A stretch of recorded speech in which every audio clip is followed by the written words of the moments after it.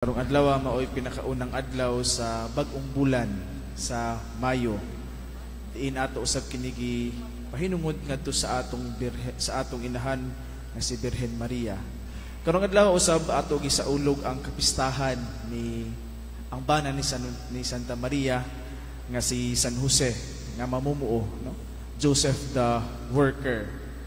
Mga igsuon diha sa atong Ginoo ang iyang laraw gayud kanunay nga kitang tanan nga ang tanan niyang mga anak nga kitang tanan nga iyang mga pinangga nga mga anak niya ang tanan natong mga pagpaningkamot ang tanan natong nga pagsakripisyo mamunga nga iyang gusto nga ang tanan nga atong mga tuyo ang atong mga katuyuan ang atong mga pangandoy ang atong mga maayo ang atong kaugmaon nga kitang tanan mamungag sa katapusan mahimong successful nga kitang tanan sa katapusan dili mamunga dili niya kana gusto ang iyang gusto nga kitang tanan mahimong magmabungahon sa atong mga sakripisyo sa atong mga pagtrabaho diha sa atong mga pangandoy sa atong kinabuhi gani diha sa atong unang pagbasa ang mga tinunan ni Jesus naghimo og panagtapok aron isgutan kung apil ba sa nga mahimong maluwas katong mga tawo nga wala gituli katong mga dili giingon nila nga dili sakop sa mga piniling katawhan sa Dios apil ba din sa itong pagtuo nga sila mahimong pagaluwason usab sa Dios ug sayod kita nga katong mga hintel nahimo usab nga mga gitawag nahimo usab sakop sa mga pagaluwason sa atong Ginoo nga katong ginahuna sa una nga dili sila apil sa katawhan sa Dios nga katong mga dili ginahuna nga dili mga piniling katawhan sa Dios gusto usab sa Ginoo nga mamunga nga pagaluwason usab nga ang Council of Jerusalem nakadesisyon ang mga tinunan na di na kinahanglan nga mahimong uniforme sila kanato nga pagatulion pa nga sila mga ginusto usab sa Ginoo nga mamunga og pagaluwason mga igsuon diha sa atong ebanghelyo atong mapamalandungan kung unsa ang pagtrabaho kung unsa na to pagpuyo aron kita mahimog magmabungahon.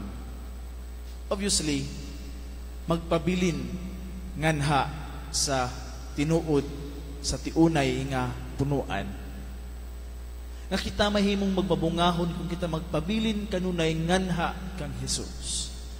Nga sa atong pagbudlay, nga sa atong mga pagtrabaho, sa atong paningkamot, ato kining himuon sa ngalan ni Hesus. Nga ang atong pagtrabaho Diyos nga dili supak sa kung unsa kabubuton sa Dios pagpanglimbong, di ba? Sayon naman mahimong makortahan kung sagulan og mga under the table nga mga pagtrabaho. Apan ang atong Ginoong Dios gusto og malahotayon nga pagpamunga. Nga diha sa atong pagbudlay, sa atong pagtrabaho ato kanunay kin isubay ngadto sa tiunay nga punuan nga sa atong pagkasanga magpakasanga kita sa usa ka sanga nga naay tatak sa tiunay nga punuan nga mao si Jesus nga diniyos ang atong paghimo sa tanang butang nga atong kinahanglan himuon mga igsoon ingon si Santo Papa Francisco nga work is fundamental to the dignity of the person. Work fills us with dignity, makes us similar to God who has worked and still works, who always acts. Nga ang atong pagtrabaho di ay makita nato usab ang atong dignidad diha kay kanang atong trabaho naghatag sa ato og dignidad. It fills us with dignity. Kung giunsa nato pagbudlay pagtrabaho kanang ato kinahanglan buhaton na ay tatak kung unsa kita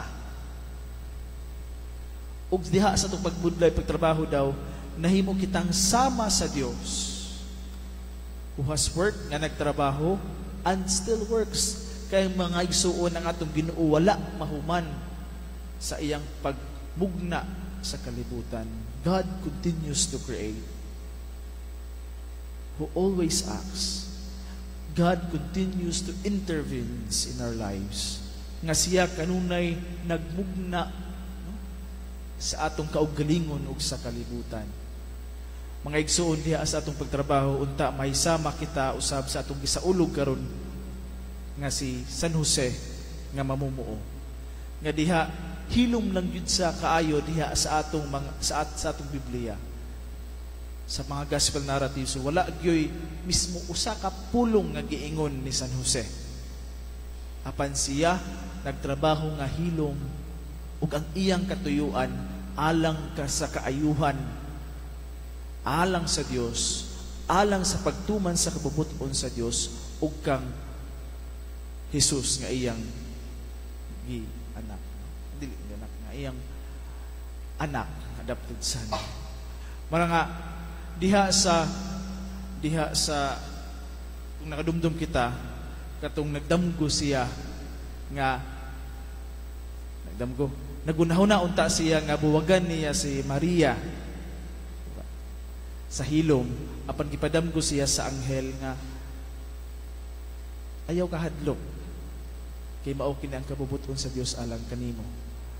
Wala niya gipatuman ang iyang kaugalingon kabubuton kundi gituman niya ang kabubuton sa Dios alang kaniya diha sa hilom nga pagtrabaho ug kana usab mao itawag kanato nga ang tanan natong paghimuon ato kining himuon sa kabubuton sa Dios. Amen.